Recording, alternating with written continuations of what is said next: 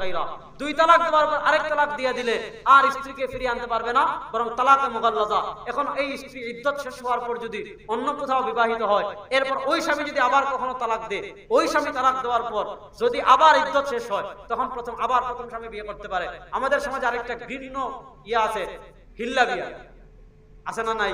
লাআনাল্লাহুল মুহাল্লিল ওয়াল মুহাল্লিল্লাহু, যারা এগুলো করবে সবার উপর আল্লাহর লানত। এজন্য হিল্লা বিয়া, ফাটা বিয়া যাই বলেন, এগুলা থেকে বেঁচে রাখতে হবে। দেখেন, এক ব্যক্তি আলহামদুলিল্লাহ তার স্ত্রীকে আসসালাতু আসসালামু আলা রাসূলিল্লাহ, আম্মা বাদ।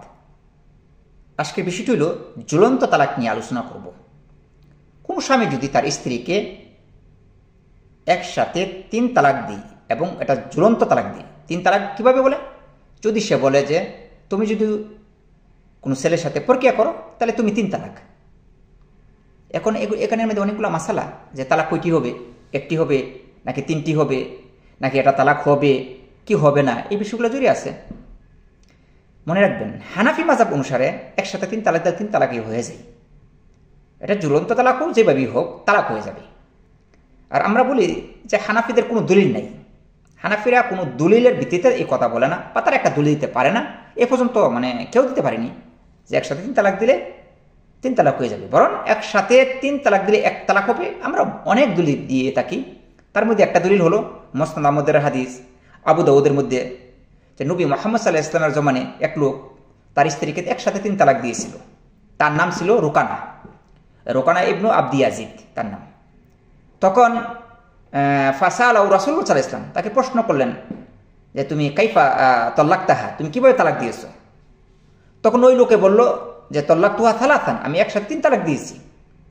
তখন নবী মুহাম্মদ সাল্লাল্লাহু আলাইহি ওয়াসাল্লাম বললেন যে তুমি কি তালাক দিছো মাজলিসিন ওয়াহিদিন, এক মাজলিসে তালাক দিছো? না। তখন নবী মুহাম্মদ সাল্লাল্লাহু আলাইহি ওয়াসাল্লাম বললেন যে ফা ইন্নামা তিলকা ওয়াহিদা, এটা 3 তালাক হয়নি, বরং 1 তালাক হয়েছে। এটা একটা দালিল যে একসাথে 3 তালাক দিলে 1 তালাক হবে।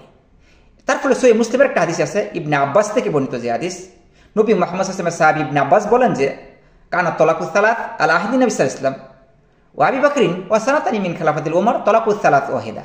নবী মুহাম্মদ সাল্লাল্লাহু আলাইহি ওয়াসাল্লামের জমানে, আবু বকরের জমানে, ওমর বিন খাত্তাব রাদিয়াল্লাহু আনহুর জমানেও 2 বছর অথবা 3 বছর একসাথে 3 তালাক দিলে 1 তালাকই গণ্য করা হতো।